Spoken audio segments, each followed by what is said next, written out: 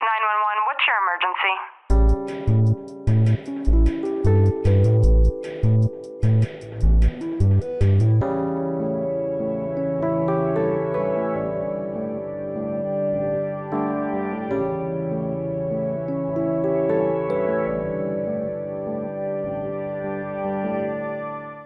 We're here at the Fort Bragg Police Department in Fort Bragg, California, and I'm here with Police Chief Neil, is it Cervenko? Cervenka. And the police department here in Fort Bragg has started their process of converting to electric vehicles for patrol purposes. And Chief, tell us how that transition is going. It's going very well.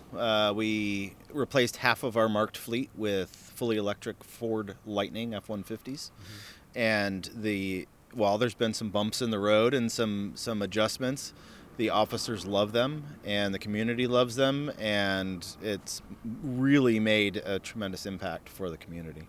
And you recently went to a police conference down in Southern California to feature the Ford Lightning vehicles. How was the reception for that? It was very good. So it was Cops West, which is the largest law enforcement trade show west of the Mississippi. And Ford Corporate invited us down. They asked us to come down with one of our trucks. And so everyone could see one outfitted because there's so few fully marked police trucks, Lightning trucks out there. We drove it the 600 miles to Ontario, charged it 4 times along the way, had no problems. The reception down there was really fantastic. Of course, you're going to get the people that say, I'll never drive an electric vehicle. But for the most part, people were very impressed and very happy that something like this had been produced for law enforcement. It makes sense. Now, a lot of the pushback from the public and others is the cost of these electric vehicles. Are these vehicles more expensive than a standard gas vehicle? Well, yes, they are more expensive, but after you get the tax rebate, no, they're cheaper for the taxpayer, for local taxpayers. We're also able to get a lot of grants, and then it's the long-term expenses that make these actually considerably cheaper. The fuel costs are considerably cheaper. There's no maintenance. There's thousands of less parts on an electric F-150 versus a gas F-150. The time savings of the officers, because they can charge at the station. They don't have to drive across town to go fuel anymore. The brakes last 5 times longer. I mean, everything is just so much easier on an electric vehicle and so much cheaper. So the long-term cost is much less than a gas vehicle. We get a commercial rate for the power. Okay. So it's a really low per kilowatt hour charge. Once we get the chargers in, they're on a completely separate circuit. But we budget for fuel right now, for gasoline. So that's where the money comes from, is that fuel budget. Right. Which I can tell you, the fuel budget, the amount we're spending on fuel with half of our patrol cars being electric is considerably less than what we were paying. Our gas bills are so low, and our electricity bill really hasn't gone up that much. It just doesn't, because they plug it in overnight, and it's nighttime rate and commercial rate. And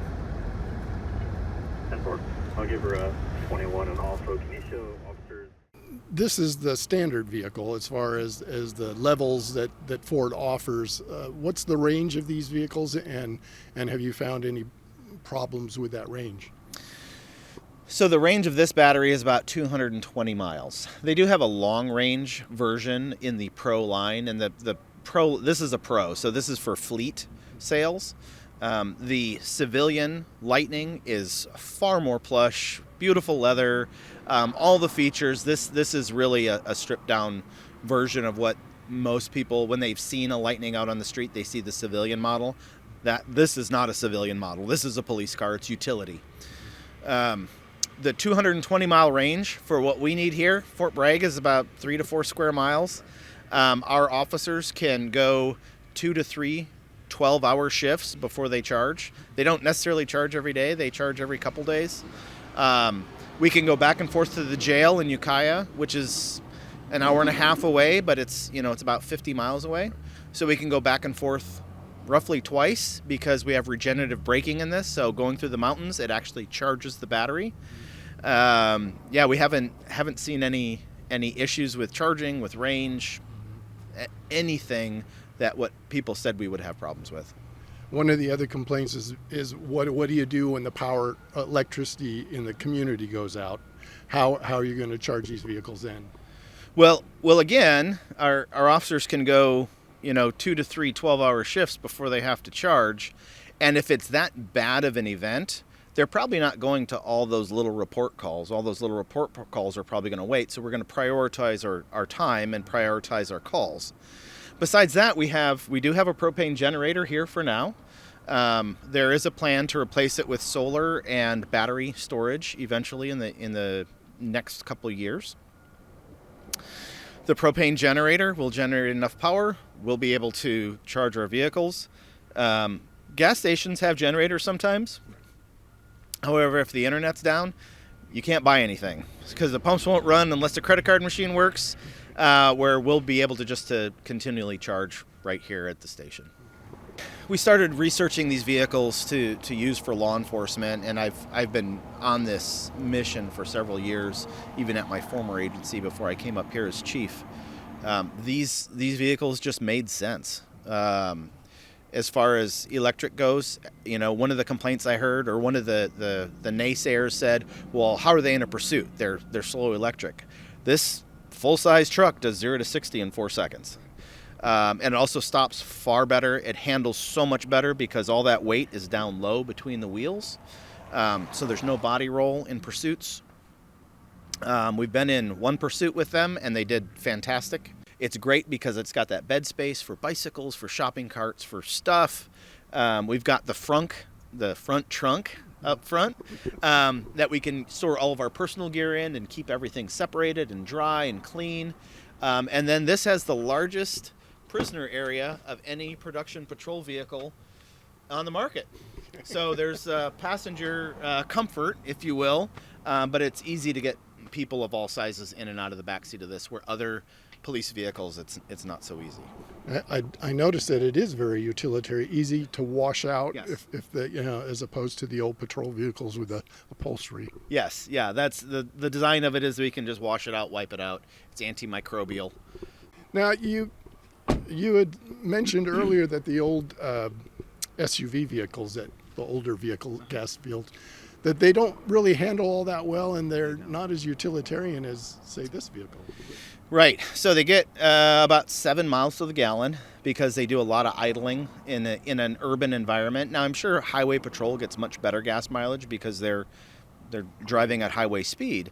We have a lot of stop and go, which EVs are perfect for. The SUVs, a lot of the weight's up top, so you have a lot of body roll when you're doing high-speed maneuvering. The Explorer was really good with the all-wheel drive.